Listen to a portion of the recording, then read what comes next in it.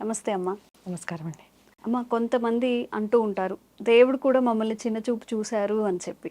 అంటే కొంతమంది దేవుడు బాగా కరుణించడం, కొంతమందిని చిన్న చూపు చూడడం, ఇలాంటివి నిజంగా జరుగుతాయి. ఎందుకంటే మేము ఎన్ని పూజలు చేసినా కానీ మాకు ఫలితం రావట్లేదని కొంతమంది వాదన చేస్తూ ఉంటారు.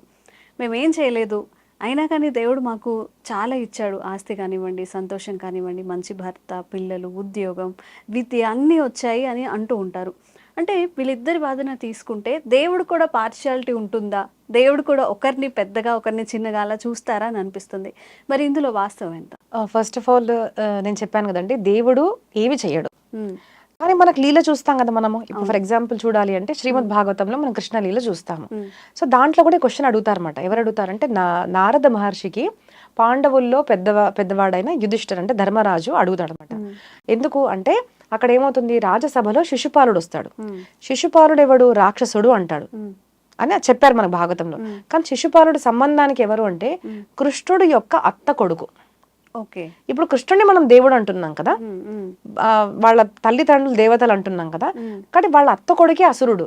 అంటే దాని మీనింగ్ ఏంటిది? వాళ్ళ ఆచరణ అట్లాంటిది. సో ఆయన చాలా తప్పుడుగా మాట్లాడుతుంటే కృష్ణుడు సుదర్శన చక్రం తీసి తన శిరశ్ఛేదం అనేది జరుగుతుంది. అలా జరగంగానే ఆ తేజం ఏదైతే ఉంటుందో, అంటే బాడీలో ఉన్న సోల్ ఒక తేజ రూపంలో కృష్ణుడిలోనే ప్రవేశిస్తుంది.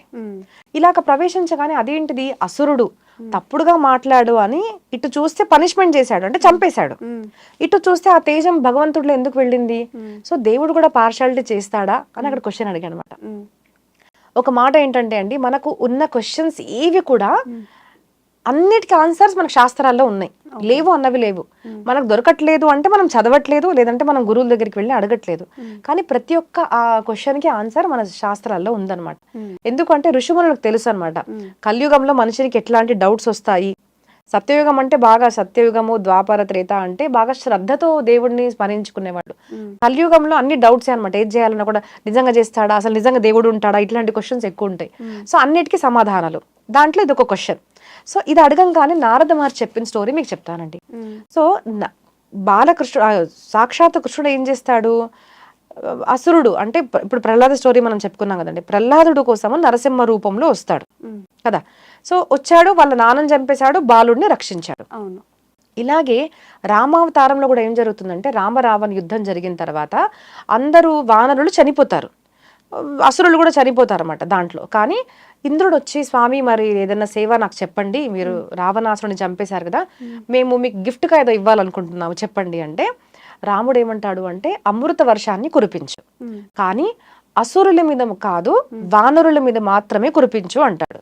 సో అది మనం వినంగానే మనకి ఏముంటుంది, ఓహో చూసారా దేవుడు కూడా వాళ్ళు చనిపోవాలనుకుంటున్నారు అసురులు కాబట్టి వీళ్ళని మాత్రం ప్రొటెక్ట్ చేస్తున్నాడు దేవుడు అనుకుంటాం సాధారణ మనిషి. కానీ గురువులు ఏం చెప్తారు అంటే, దేవుడు అందరికీ మంచి కోరుకుంటాడండి. దేవుడు సమాన భావంతోనే అందరినీ చూస్తాడు, సమాన వ్యవహారం చేయడు, కానీ భావం సమానంగా ఉంటుంది. రాక్షసుల మీద ఎందుకు వద్దు అన్నాడు అంటే, రాక్షసులు వానరులతో యుద్ధం చేస్తున్నప్పుడు వానరుల మనసులో జివ్వలో ఏముంది, జయ శ్రీరామ్ జయ శ్రీరామ్ పోరాడుతున్నాడు. అంటే హరినామ స్మరణ విని హరిభక్తుల్ని చూసి వీళ్ళు చనిపోయారు కాబట్టి వీళ్ళు ఉద్ధరింపబడ్డారు ఆల్రెడీ. సో వాళ్ళ మీద అమృత వర్షం కురిపించి ఉద్ధరింపబడ్డన వాళ్ళని ఎందుకు రిటర్న్ తీసుకురావడము? అదే వానరులకు ఏం జరిగింది అంటే, ఆ ముందు జయ రావణ అని వాళ్ళు యుద్ధం చేస్తూ వాళ్ళని చూసి వాళ్ళు చనిపోయారు కాబట్టి వీళ్ళ మీద కురిపించు, వీళ్ళు ఇంకా ఉద్ధరింపబడలేదు, అది జయ రావణ అని వినుకుంటూ చనిపోయారు కాబట్టి వాళ్ళ మీద కురిపించు అంటాడనమాట. సో ఒక తల్లి అండి, ఎగ్జాంపుల్ చెప్పాలి అంటే, ఒక తల్లికి 2 పిల్లలు, ఒక 8 years బాబు, ఒక చిన్న 1.5, 2 years బాబు అనమాట. అమ్మ ఇంట్లో లడ్డు చేసింది. లడ్డు చేస్తే పెద్దవాడికి 1 ఇస్తుంది, 2 ఇస్తుంది, 3వది ఇస్తుంది. చిన్నవాడికి ఏమో 1 చిన్నది ఇస్తుంది అనమాట.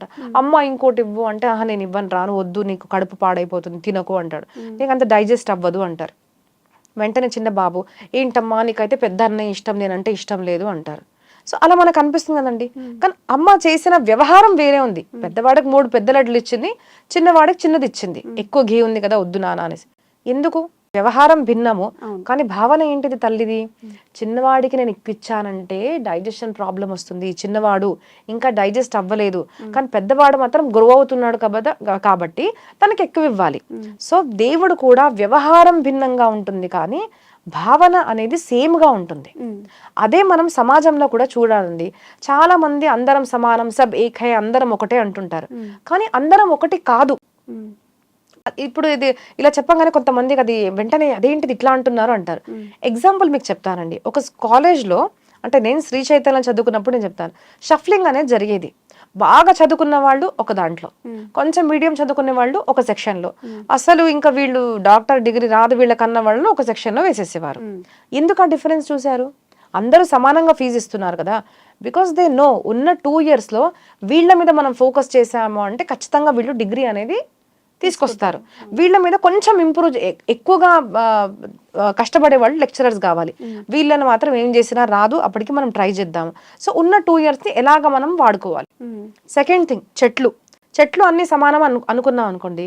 కొన్ని చెట్లకు నీళ్లు తక్కువ వేయాలి, కొన్ని చెట్లు షాడోలోనే వస్తాయి, కొన్ని చెట్లకు ఎండ కావాలి. సో అందరం సమానమే అని మనం ఎండలో పెట్టేసామనుకోండి, వస్తాయా? రావు.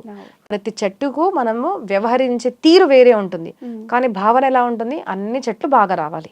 సో సమాన భావం ఉండొచ్చు, సమాన వ్యవహారం అనేది అందరితో కుదరదు. అందుకోసం చూడండి, ఇప్పుడు మనం సుప్రీంకోర్టు కూడా అన్నాం అనుకోండి, అందరం సమానమే, అందరం, ఇప్పుడు సినిమాల్లో ఎక్కువగా డ్రామా చేస్తుంటారు చూడండి, బ్లడ్ సమానం కాదా అంటారు. దానికి కూడా ఐ వాంట్ టు గివ్ అండి, అందరి బ్లడ్ కూడా సమానం కాదు. ఇప్పుడు ఎవరైనా హాస్పిటల్లో ఉన్నారు అంటే వాళ్ళ బ్లడ్ గ్రూప్ ఏంటిది చూస్తారు.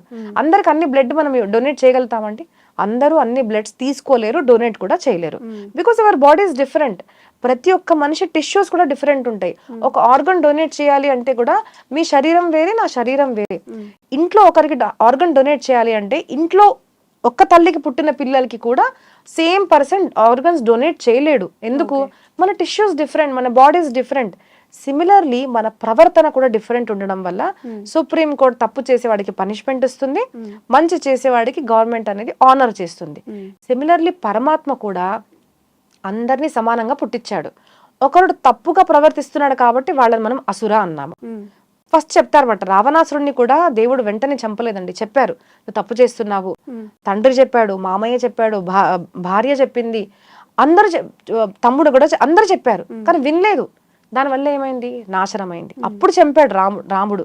లేదు అంటే చాలా మందికి తెలియదు, మొదటి రోజే రావణాసురుడా came to fight with Rama. ఆ రోజు తన రథాన్ని కూడా పడేశాడు రాముడు, కానీ చంపలేదు. Because lord gave a chance. Lord ప్రతి మందికి ఛాన్స్ ఇస్తాడు. మంచిగా ప్రవర్తించు, మంచిగా ఉండు, తప్పు చేస్తున్నావు అని. చూడండి, మనం కూడా ఒక్కొక్కసారి ఏదైనా చిన్న తప్పు చేస్తున్నా మనకు తెలిసిపోతుంది తప్పు అనేసి. సో అప్పుడు మనం కంట్రోల్ చేసుకొని మంచిగా ప్రవర్తించవచ్చు. లేదు తప్పు చేస్తున్నాం అనుకోండి, God will punish. So similarly ఒక మనిషి, ఒక గురువు, ఒక పరమాత్మ కూడా అందరి పట్ల సమాన భావం పెట్టుకోవచ్చు, కానీ సమాన వ్యవహారం అనేది సంభవం కాదు.